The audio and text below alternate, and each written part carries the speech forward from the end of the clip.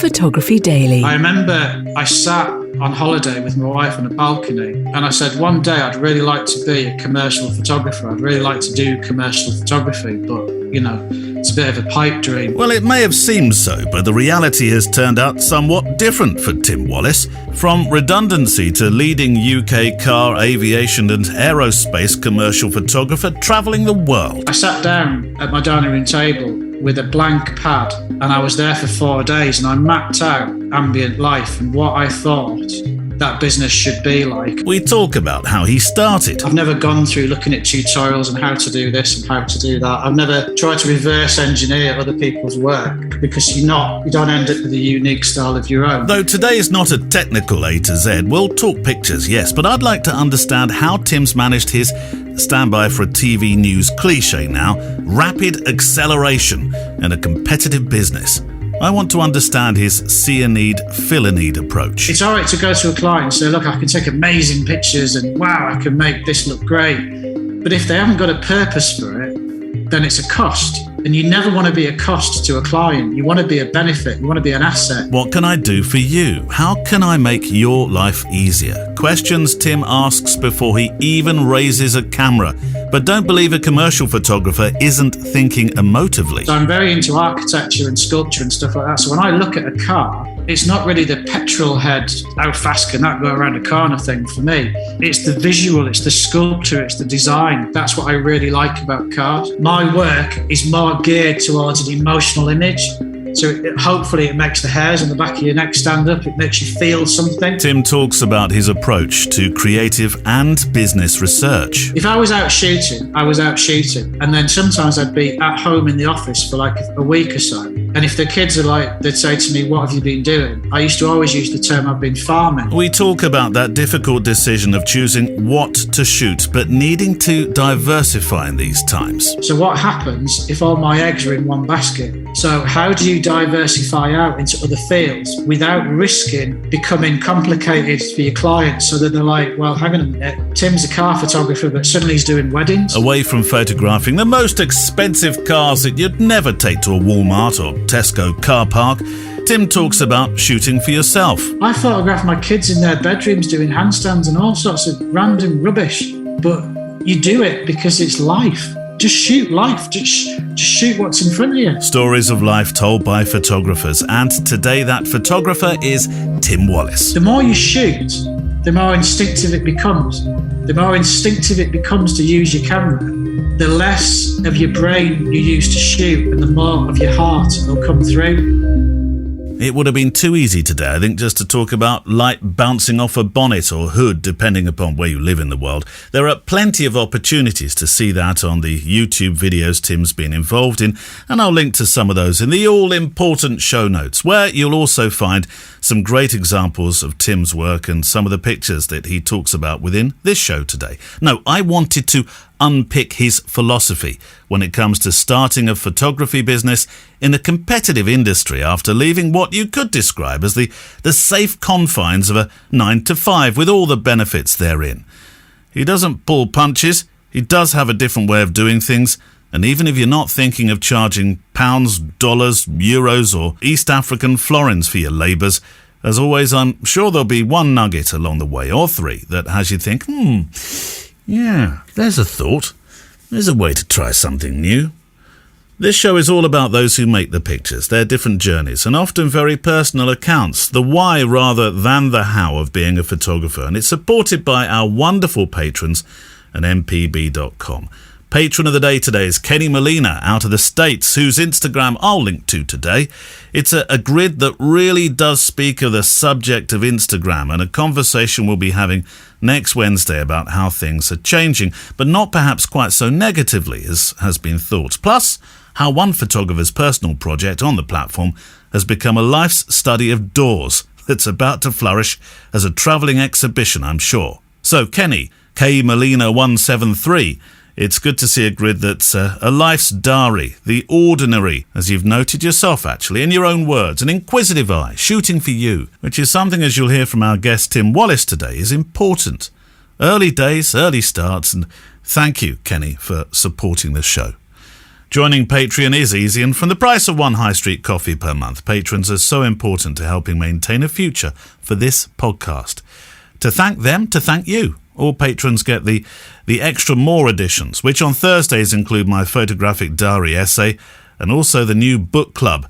Tomorrow we're looking at the incredible work of Chris Hunt with a book called Beaten Grove, where the photographer just decided one day to ask his neighbours a question. Any chance I could, just hang out with you and take pictures as you live? That's over on our Patreon channel, which you can link to through the website. Normally at this point, I'll be telling you why you should be thinking of mpb.com as the platform you need when it comes to buying quality and trusted used camera gear in the States and the UK and Europe, and also, of course, selling or trading it. But today, no. I want to tell you instead about MPB's Photo and Video Kit Hall of Fame class of 2021, which has, as of this date, officially opened. You have the chance to vote for your favourite pieces of kit and help crown the class of 21. There are 25, kit nominees representing the most loved and highly regarded pieces of gear of the digital era and have been selected by a committee of industry renowned journalists, photographers and videographers, some of whom we'll be talking with on the show, who painstakingly whittled hundreds of pieces of camera equipment down to this short list of 25. This year, voters, that's you, and me, I'm going for it too, have the chance to win the 2020 iconic inductee, the Hasselblad 500 CM with Zeiss Planar C 80mm 2.8 lens. I am salivating. To vote in the Photo and Video Kit Hall of Fame, you can visit kithalloffame.com, which I'll link to in the show notes today on the show page. Voting closes 6th of August 2021 and winners will be announced on World Photography Day. Mark this in your diary. It's the 19th of August 2021. I will of course link to the mpb.com page so you can take part. Right, today's guest, Tim Wallis. Now I've known of Tim for quite some time, but it was as ever a few gentle nudges that had me reach out, which I should have done by phone for reasons that will become clearer within our chat. Look, I appreciate car photography may not be your thing. Cars, of course, being what Tim's really famously known for, as well as shooting fantastic aerospace and aircraft pictures. Now, I've tried to make pictures of cars under a studio setting and gave up around about lunchtime on the very same day I started. They are not easy. They may not be able to vocally complain, but you can still get a bad, unforgiving angle. But this, as I say today, is not really a technical interview. This is a chance to talk a little more with Tim about what makes him tick as a photographer, why it's gone so right, when it was all, of course, a bit of a gamble on day one with a blank piece of paper in his hand. And also, he'll reveal a little of where he thinks photographers are misfiring in their approach to creativity in business. Apologies. One more TV news cliche there for you to fill up with. Second one, yeah, I could be at this all day, you know. So, Tim, first question, what does Tim Wallis drive? Currently, I drive a BMW M Sport 5 Series Touring. I had Audis for about 14, 15 years, and I loved them. I had an A4 that did nearly 200,000 miles, and it was great. You haven't disappointed me. I mean, you are at least driving a sports mark. I wonder for a moment whether you were going to say Nissan Leaf or something. No. My choice of cars is purely based on two things. A, how reliable it's going to be, and B, how much space there is for the gear. F1 at Silverstone the weekend just passed as we record this. I'm thinking you must have watched that. I didn't, actually. Oh, Tim. I know. It's terrible, isn't it? I'm assuming you follow it to some degree because you have photographed a little bit of F1, haven't you? I've done a little bit of work. To be honest with you, most of the stuff I've done that's like that is to do with the engineering behind it. My eldest son, Ben, he's a massive F1 fan. He's pretty much glued to that. Charlie, it's funny actually because Ben's the eldest. He's 16 and he's into Formula One and everything else. Charlie's our youngest, who's 12, but Charlie is the big petrol head in the family. He definitely takes after me and Ange, my wife. Ange is a bit of a petrol head as well. So certainly for him, you must have the best job in the world, I would have thought. I mean, we'll talk about glamour later on, but he must think, oh, Dad's got proper bragging rights in the playground, I should think. I guess maybe he does, but on the other extent, because he's grown up with it since he was little, he's sort of immune to it. He's sort of used to it now, which is sort of a good thing in a way, but sort of a bad thing in another respect. He thinks it's perfectly normal. I mean, I'll give you an instance. On Saturday morning, Charlie's only 12, but we want to teach him to drive as soon as possible so he's comfortable in a car. And obviously he's a petrol head, so he really enjoys cars. So there's a scheme called Young Drivers Scheme. Yeah, I know it, yeah. So they can start driving from the age of 10. Yeah. Charlie's had about, 4 lessons now with them, and he can change gear and he's smooth. He was changing gear on his first ever lesson, and the guy was like, have you done this before? And he's like, no, this is my first lesson. So he was fine. But there's also a company that do supercar stuff, which is called Car Chase Heroes. I don't mind giving them a mention because the best thing about those guys is they are utterly nice people. It's a family-run business, but they're so nice and they're so great with the kids. It's amazing. And I took him there for the first time about a month ago, and he got to drive an Aston Martin Vantage. He drove a McLaren. He drove about 4 supercars, and he got to do like 3 laps in these supercars on his own, dual controls and all the rest of it. But when he got into this, when he went to his driving lesson on Saturday morning, the guy who was driving him said, "Oh, have you driven before?" And Charlie was like, "Yes, I've driven a little bit." He was very polite, Charlie. And he said, "Oh, what was the last car you drove?" Expecting him to say, "Oh, it was a Corsa." Yeah. And he said, "No, it was an Audi R8 actually." With a McLaren for dessert. The guy just looked at him as if to be like, I don't get this at all. So, okay, let's talk about photos. I know, was it Grandad that introduced this deep fascination in cameras? Yeah, when I was a lot younger than Charlie is now, I used to spend a lot of time at my grandparents' house, and my grandfather was quite into photography, and I guess he was the one that sort of got me into it and everything. But my initial passion actually came from when I was at secondary school in Gibraltar because of a forces thing in the family, and there was a camera club that I joined in Gibraltar, and I ran into a guy there that worked for the Air Force. His job basically was when they put the surveillance planes up and they used to fly around the Straits of Gibraltar, he used to load and unload the bulk film that used to shoot the Russian subs when they surfaced coming through the Straits and stuff like that. Wow. But he couldn't actually print very well. He wasn't very good at printing, and it was one of the things that he wanted to learn how to do more. And the Air Force weren't really doing anything like that with those guys in the photography section. It was a tiny section. And I'd been printing for a few years then, because that's what I learned to do first, was to develop and print. And he said to me, if you teach me how to print, if you come and spend a couple of hours with me every week and help me print, this is like a sergeant in the Air Force and I'm like some kid at school.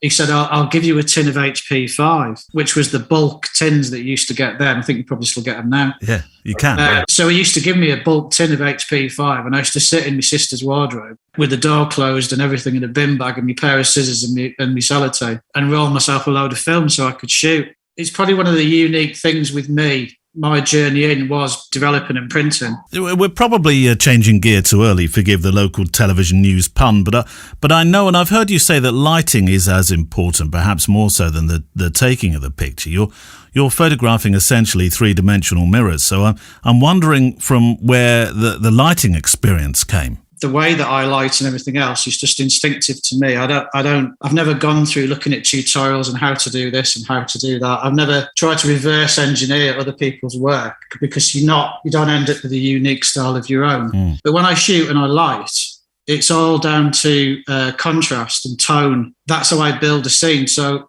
it's difficult to explain, but if I've got a car in studio, I just look at it totally from a tonal point of view, and the softness and hardness of light, the direction of it, the intensity. In a way, I'm probably people, if they've never printed, wouldn't understand the next sentence, but I'm almost thinking sort of grade 1 to grade 4. And that's how I do it. And it's just instinctive for me to do that in that way. It's funny because even when I used to shoot film a long time ago, I used to always underexpose by about half a stop. I used to develop in this developer that Kodak made called HC110, and I used to increase the temperature by 2 degrees and over-agitate it slightly just to get a little bit of pop of contrast in there. And even when I shoot now, I tend to, if I'm just doing stuff on location and it's not perfect lit stuff in studio, I still have a habit of underexposing ever so slightly. Yeah. And it's funny, people look at some of my stuff and they go like, God, your blacks are really rich and amazing. And I'm like, it's nothing really special. Do you know what I mean? It's just the way I am. Secret number one release there, Tim. I'm NTL. I think it was NTL. NTL's loss is photography's gain in many ways because I mean, you did take a bit of a, to use an automobile term, you did take a bit of a left turn at the traffic lights, really, to enter this business in the first place, didn't you? I did. I mean, my first job, in reality, when I was about 16, was to work as a darkroom printer in a newspaper for the Daily Mail group, Northcliffe Group. And that was my first job in photography. So I worked in the darkrooms when I was 16. By the time I'd reached about 18, 19, I became the darkroom manager, which I was quite proud of at the time because I was only a young kid and I was the youngest darkroom manager in the group. Yeah. I really, really enjoyed it. But I ended up doing a lot of printing for... In those days, it was different to how it is now, I guess, in a way that if there was a big news story in your area and guys would converge from all over the world to cover this thing and they needed to get their pictures back to their publications or agencies, there was no such thing as email and internet and stuff like that. There was this thing called the wire machine. So you used to have to print off a 10/8 print and then wrap it around a drum, and then it goes into like basically a scanner that revolves, and that gets wired to wherever it is. So I used to meet a lot of these guys that used to come in from Press Association, from all over the place. And I got to know quite a few of them because I like to think I'm quite a friendly chap. From there, I ended up going to work for a couple of agencies, actually printing for them, but actually going out and taking pictures as well. And that was back in the days, really, when... do you remember when The Independent first came out? I do. So massive foolscap newspaper, and they were very big. There was The Independent and there was the Times educational supplement as well, and The Guardian all followed the same things. They were very big on using a really big image and very small amount of text to really get a story across. So that the single powerful image became quite a big thing for those sorts of people. And I ended up, I guess because of the way I look at things and because of the way I shoot, they suddenly became very keen on my stuff.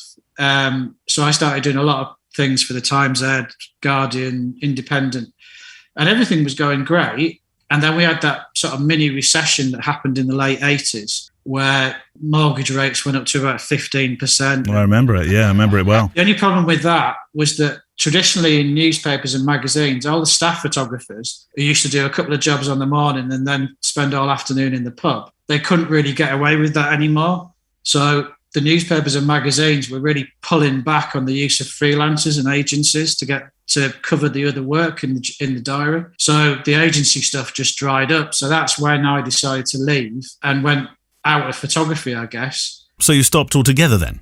I kept doing it for myself. Oh, right. And there was a lot, I did all sorts of stuff, but I remember I sat on holiday with my wife on a balcony and I said, one day I'd really like to be a commercial photographer. I'd really like to do commercial photography, but, it's a bit of a pipe dream. And I'd got myself into companies like Orange and NTL and working on the engineering side of stuff and networks.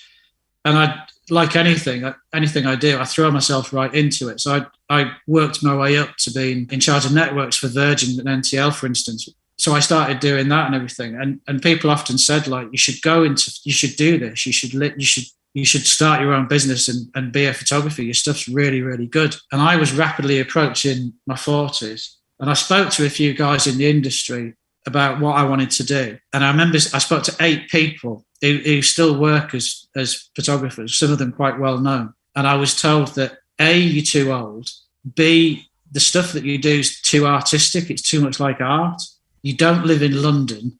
It's probably just not going to work. And I was like, not so sure. And then what happened was, rather than actually leave, to be totally honest about it, I didn't actually leave Virgin. What happened was that they relocated the network element of the business from Teesside, where it was then, over to Liverpool. And I didn't really want to go and live in Liverpool. I didn't really want to relocate. So I took redundancy and I took that as the springboard opportunity to actually do it and try it. Because I thought, do you know what, if I hit 40 and I don't do it, I'll probably never do it. Yeah. The thing is, between me, you, and about 1 million people on the internet, I was probably on about 65, 70,000 a year. This was a while ago. Do you know what I mean? So it was a pretty healthy wage. It's very hard to walk away from that. Well, I had a very similar experience in my life. I mean, photographing cars and aviation, and we'll come to the aviation in a little while, it's not a genre that's easy to crack commercially. It's pretty much untouched by 1,000,001 workshops. And as in weddings and social, you've got a plethora of choices touted around from people who've shot a grand total of 10 to those that have been shooting them for decades.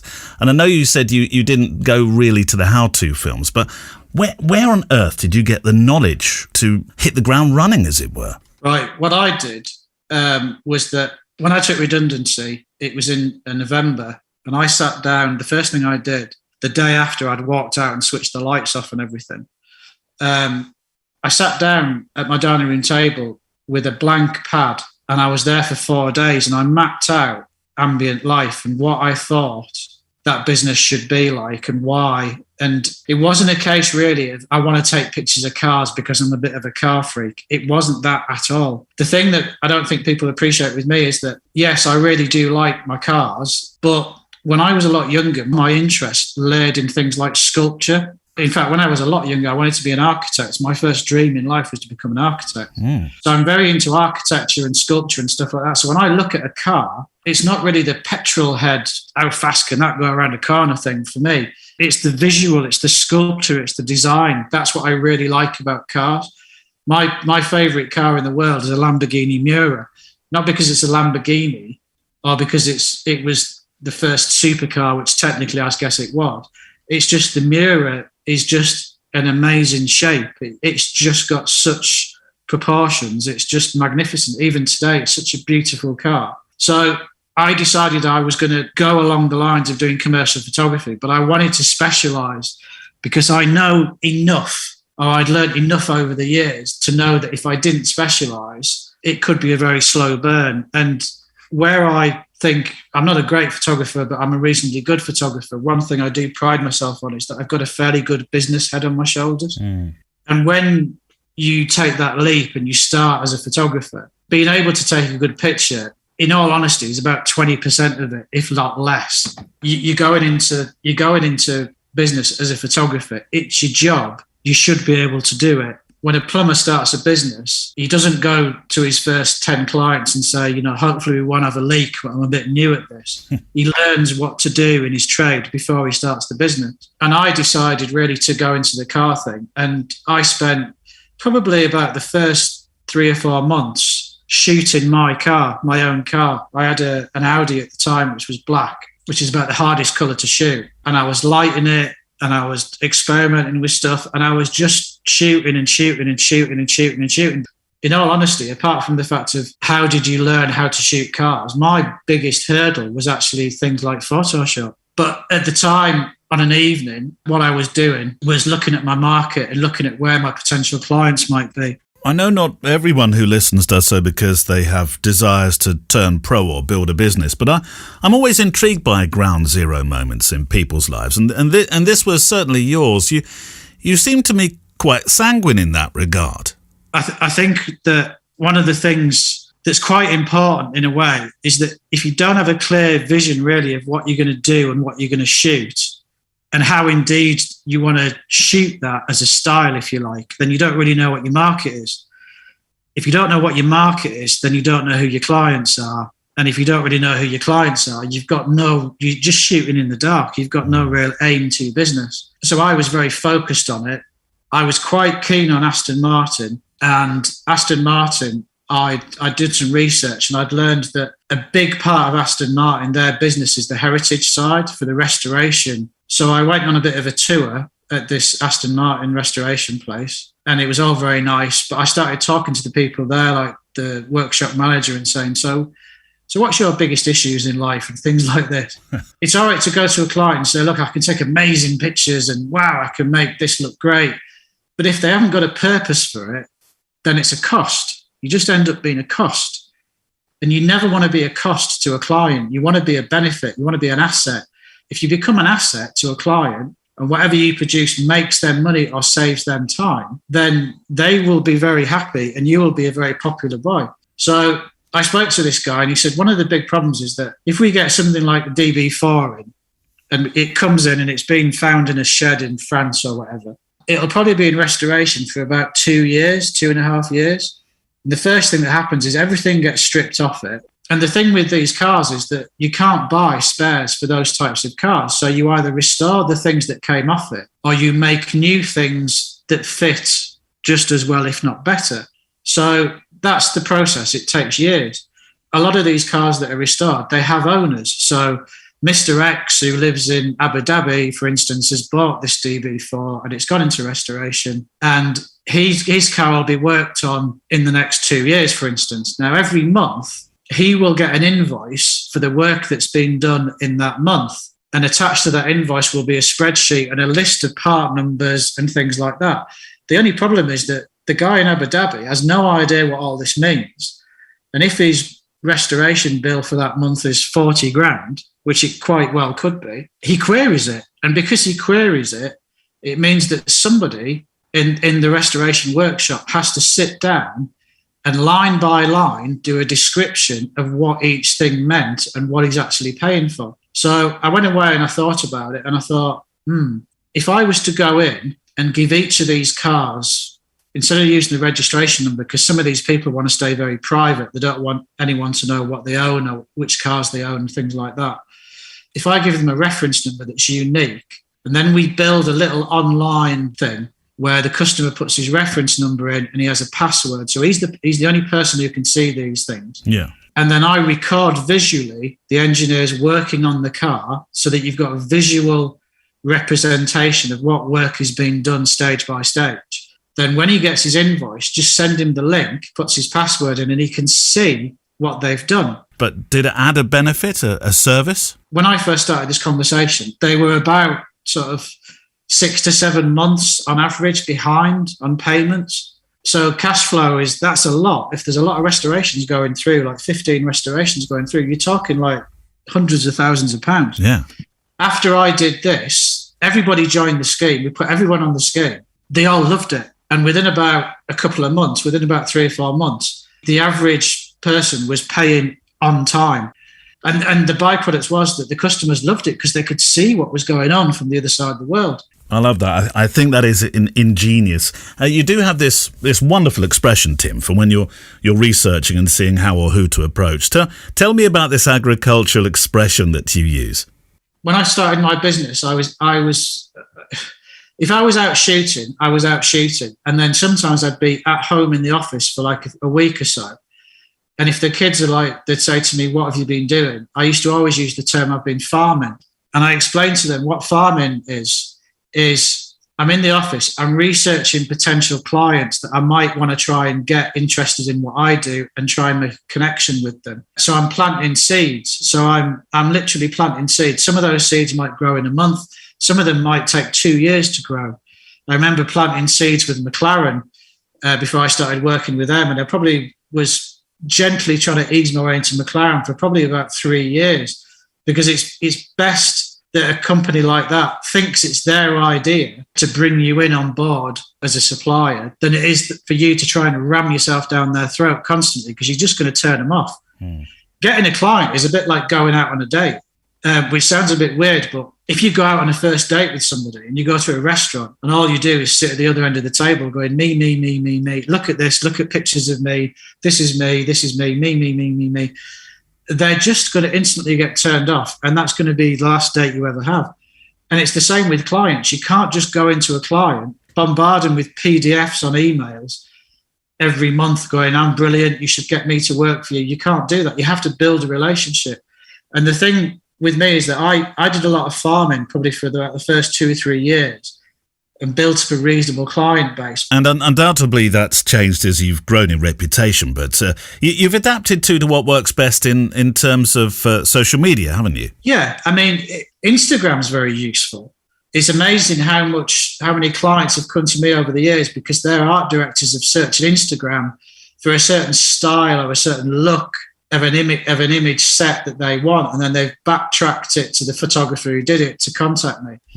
But LinkedIn LinkedIn is a massive tool. So I used to use LinkedIn most for when I was farming. So I'd connect to people, and then I'd be very aware that because I'm connected to them, when I'm posting stuff on my feed, if I'm very savvy about the way I tag it, it's probably turning up on their feed. So that I'm starting to get under their nose. You know, I'm in their viewpoint without ramming it down their throat. Yeah.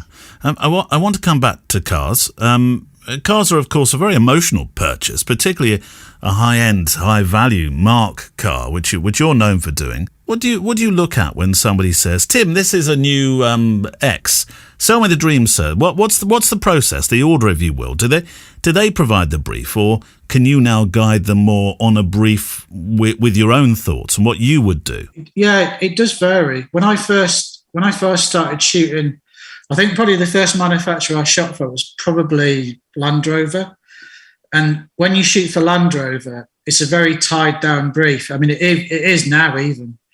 And then there's guidelines. So there's a PDF of many pages, which says that you can't do this and you can't do that, and don't go beyond this focal length, and don't go under this focal length, and don't shoot within this distance at this height, and things like that. And it's pretty daunting because it's not the guys on social media that see you post an image and they look at it and they go, "Wow, that's really great. You must have had great fun." I don't think they realise the planning and the homework that goes into it. It can be quite intense. So it's a very tied down brief. But when you build up a reputation, especially within a business, but specifically within a client, you tend to get more free rein. So you will still have a brief because there is a predetermined list of images that are needed to look a certain way and feel a certain way. But you'll also have a bit of time built into it to go a bit off-piste to see what you can come up with. And there's a good example of exactly this when you shot for McLaren. When I did my first McLaren brochure, it was for 570S MSO, which is McLaren Special Operations. So it was two 570s in a studio, and we had 43 images to produce on the brief, very specific because they were needed for the brochure. And so 43 images, and we were shooting 12 hours a day in studio for a week. So that's 5 days in studio, 12 hours a day, just to do 40 odd images. But when you're doing that level of work, it's got to be perfect. And these cars were very dark, metallic, gunmetal, black, grey, loads of carbon fibre all over it. And carbon fibre is really hard to light if your client needs to make sure that you can see the weave in every direction. That's not as easy as you think. But we topped off all the images that are needed. We did the interiors. I sent you some pictures of doing some of the interiors, I think, on that shoot. You did. No, it's fascinating to look at, which I'll share on the show page. And it takes about, to do a proper interior properly, so that everything is acutely lit in the right way for the client, can take about 3 hours, if not more, especially if it's got like different coloured leathers in there, because even a steering wheel, if you do a steering wheel, they like the badge to be lit in a certain way, it has a certain feel to it.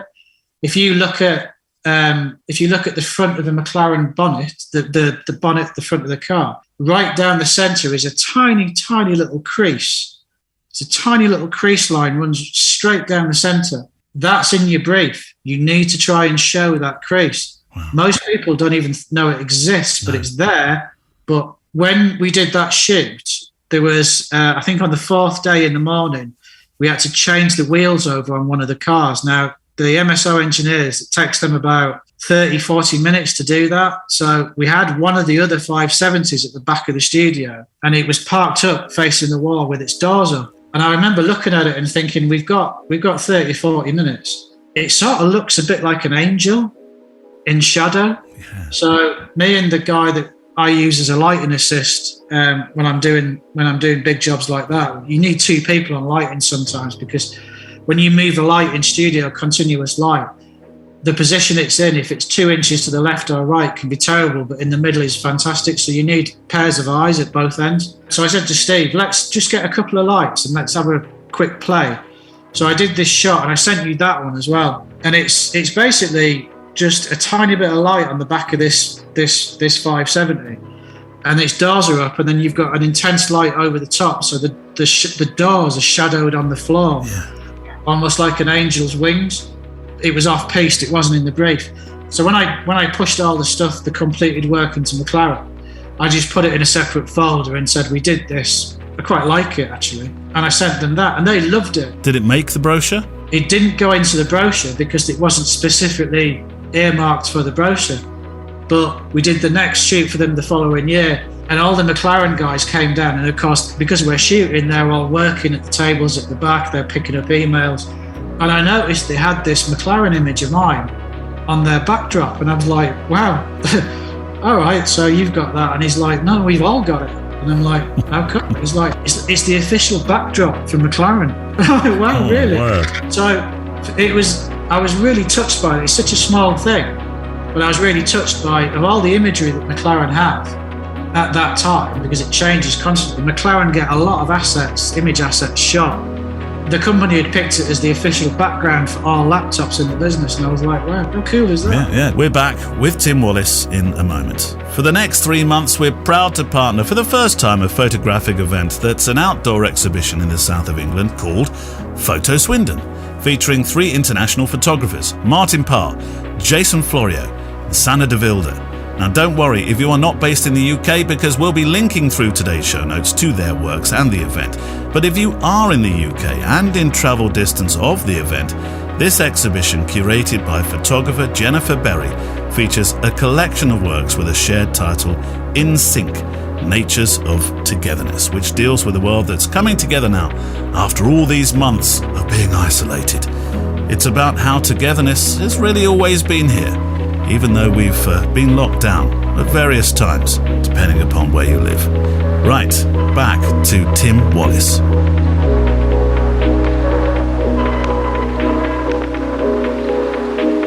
Do cars have personalities? I mean, I love this from a designer at Aston Martin who said to you once, or said about your work, you don't really shoot the cars the way they look. You shoot them how they make you feel, which is the ultimate accolade from a designer at Aston, I would imagine. I've met Malik a few times. He's a massively tall guy with ginger hair, and he's a bit of a nutcase, and I get on with him really quite well. And the first time I met him was quite early on in my career, and I was like, my stuff's, it's okay and everything else. He's like, no, I like your stuff. And I'm like, yeah, whatever. And then we started talking about sculpture and architecture and stuff like that, because he was saying, what's your favourite car? Most people, if the designer of Aston Martin said, what's your favourite car? He'd probably go, Vulcan or 177 or, whatever. And I just said, probably a DB4 Volante. And he's like, wow, why? And I was like, it's just the shape. It's got that really pretty front end. Then the curves are just epic. The curves are just astronomical on the front end. And he was like, yeah, it's my favourite car as well for exactly the same reason. So things like that says to him that you're not just trying to shoot the car. You're actually interested in the shape and the design. You're building a relationship, and I think that's the main thing. You have to build a relationship with clients. But there was a thing that I posted on social media recently, which touched a chord with a lot of people, is that you're going to work with clients and you're going to get employed by clients. It's not really going to be because you're good at being a photographer, because that is your job. That's what you do. You're expected to do that. You're going to get work, and you're going to get continued work because of things like your style. That's essential. And I'm a great advocate of the fact that everyone will develop a style of their own. If they give it enough time and they put enough work into it, a style will develop. It just does. And your style comes from everything. It comes from the things that you do in life, the things that you see, the friends that you have, the influences that things have over you. That's where your style comes, because when you shoot, you may think that you deploy your brain and your eye, but that's probably less than half of it. If you're shooting with a real passion, your heart and your soul goes into everything that you do. I always used to say there's always 2 people in every picture. There's the person looking at it, and there's the person who shot it. Because the person who shot it, they put a little bit of their personality into it. That's their style. I'm intrigued as to how the aviation started then, because your car work is sublime. It's incredible. But aviation, now, you might think that the two are very well related, but they are quite different, and they do need slightly different skills. They do. Aviation is a hell of a lot easier than cars. Is it? Oh, really? Yeah. The only thing I've not done with aviation yet is get a plane in a studio. I was actually supposed to fly out to Italy about 3 months ago and do a helicopter in studio for a helicopter manufacturer, but it had to get postponed, so it's not done yet. Oh. But the thing with aviation was that, in a way, aviation was a business decision. It's probably not the glamorous answer that you're looking for, but that's the truth. The sector of the car industry that I shoot in is the sort of high-end prestige end. That is not a personal choice based on the fact that those cars are very expensive and therefore those clients will pay me more money, because that is not the reality. The reality is, if you do a shoot for McLaren as a brochure, you will get paid X amount. If you do a 4-seater small hatchback for Ford, you're probably going to end up getting paid more money, because Ford has probably got a bigger budget than McLaren, believe it or not, for their advertising. However, the reason I shoot the cars that I do is because of the type of car, in the fact of what you said a bit earlier, it's an emotional purchase. A Fiesta family car is not an emotional purchase. It's based on economical, it's based on price, it's based on all sorts of things. You don't buy a McLaren 720 because of its fuel economy or how reliable it is. It's a completely emotional choice. My work is more geared towards an emotional image. So hopefully it makes the hairs on the back of your neck stand up. It makes you feel something. The car industry changed slightly. And whilst I've maintained what I do in doing stuff like Ferrari stuff and stuff like that, it came to my attention really that I needed to really branch out a little bit more. I started doing some marine work. So I'd done a little bit of stuff with super yachts and people who built outboard engines. So I'd done that. I had an interest in aviation in the way that planes looked, the way that aircraft looked, and the whole lifestyle behind it. And in a way, it sort of fitted in with the lifestyle of people that purchased the sort of cars that I shot. So the big issue that I had about 6 years ago was everyone was talking about me as, oh, Tim Wallace, oh, he's a car photographer. Or Tim Wallace would often be described as, oh, that's the Aston Martin guy. And the problem with that is, from a business point of view, is that business changes. It changes, it grows, and it develops. Not just my business, but the businesses around me, including the car industry. So what happens if all my eggs are in one basket? So how do you diversify out into other fields without risking becoming complicated for your clients, so that they're like, well, hang on a minute, Tim's a car photographer, but suddenly he's doing weddings? That doesn't really make sense, which it wouldn't make sense. Or I suddenly start doing food and cars. However, if I do wood chippers or if I do aviation, it's transport. So it's still transport sector. Yeah. The aim with getting into the aviation was actually doing sort of the private jets and the charter stuff. So about 2 weeks ago, I just finished quite a big shoot for a new client, TAG Aviation. They're based in Hong Kong and Geneva. And it's shooting aircraft for them. It's shooting everything down from a la carte meals being prepared in the galley to the pilot in the cockpit to all sorts of stuff. Massive amount of logistics went into the shoot, but it's doing that sort of thing. It fits into the lifestyle of Ferraris and Aston Martins and private jets and private yachts and stuff like that. So it's my business is based on transport and lifestyle. Tim, I'm going to have one of those moments where I say I prefer to talk about the why rather than the how, and I'll not talk about cameras, but then I talk about cameras. But in your case, and for this business, it's worth saying that you did start with, I suppose, the bare minimum of kit. You were careful with your purchases, and it was a prosumer camera, the Nikon D70, that started all this. Yeah, it started with a second-hand D70, and I went D200, and then I bought a D2X, and then I was in year 2, and then I went to the photography show at the NEC. Oh, dangerous. This was in my second year of business. I'd been in business 18 months, and I went up to the Hasselblad stand, and I knew, but the type of clients that I wanted to do work for and the type of work I would be doing, so I was aiming at doing billboards, proper good big end commercial stuff, dive in at the deep end, that I would need a medium format. And I went to the Hasselblad stand and I started talking to him, and one of the guys there, the CEO, a guy called Russell Fish then, he took me for a coffee and he said, "Are you sure you want to do this?" And I'm like, "Yeah."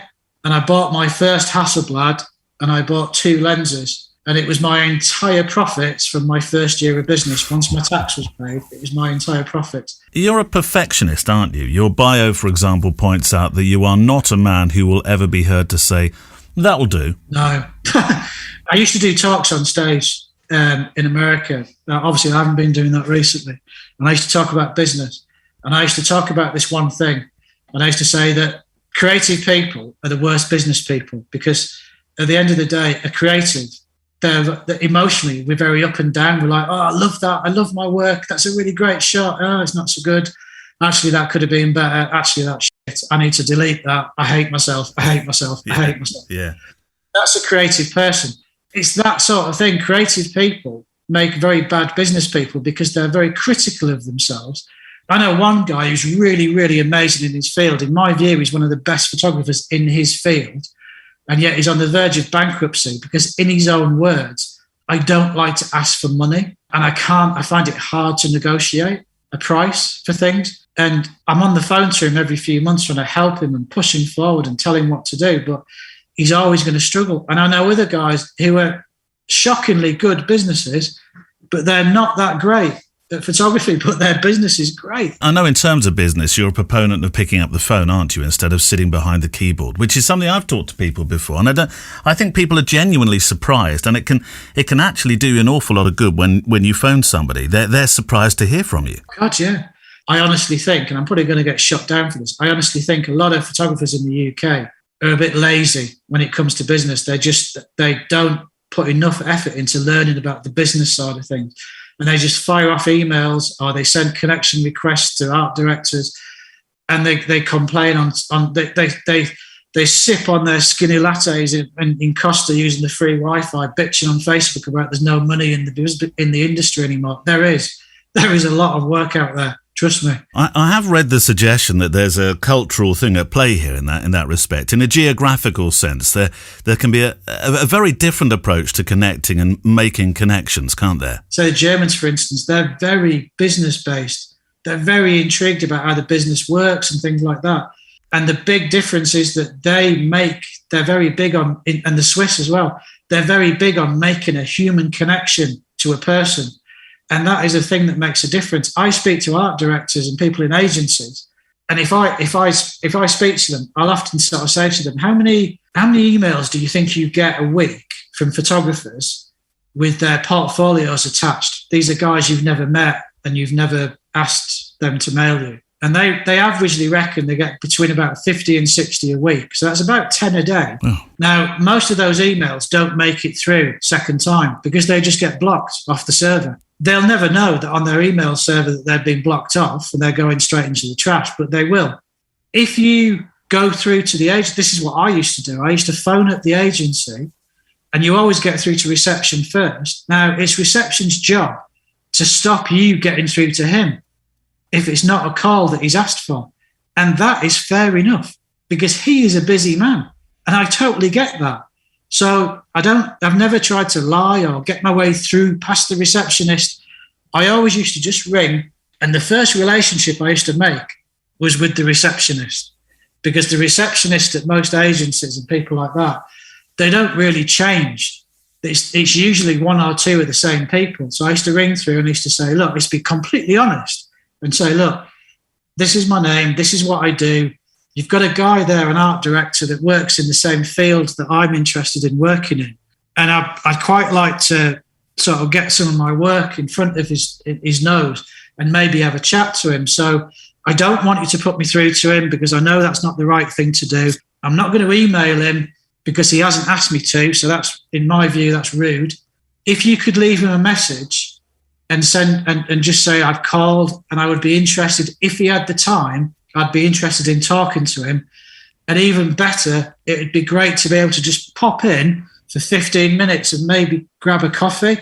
I'd really appreciate it. Tim, I think you're so right. I believe that the personal connection of speaking to somebody is still important and still very relevant. And though it may seem like an ARC-like method in which to do business, I've had the same experience recently phoning an agency for a reasonably big name and speaking to her agent instead of firing off yet another email, and the agent, well, she was equally happy to talk and, as I say, seemed surprised to hear from somebody.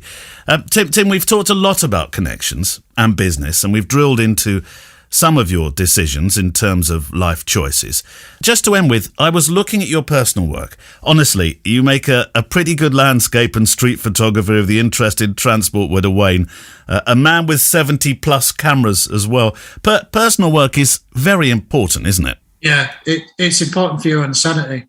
The thing is that when you shoot commercial work at a certain level, a certain style or a certain type of client, it almost has to be really, really perfect all the time. And that's understandable. No one's going to pay you £4,000 a day to go in studio and produce something that's just not quite there.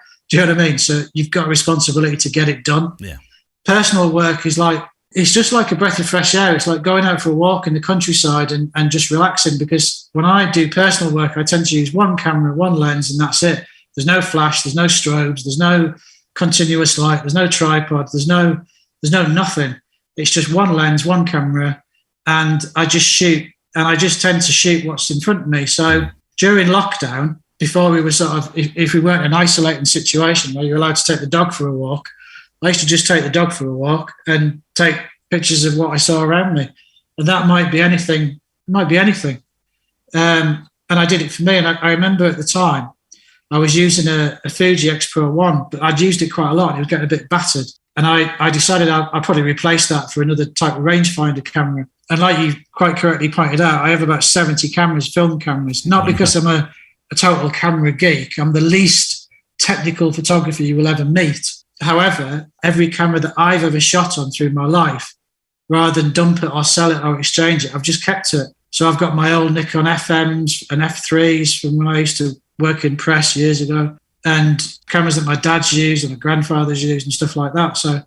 But I decided to replace this camera anyway, and I bought a Leica QP, which is a rangefinder.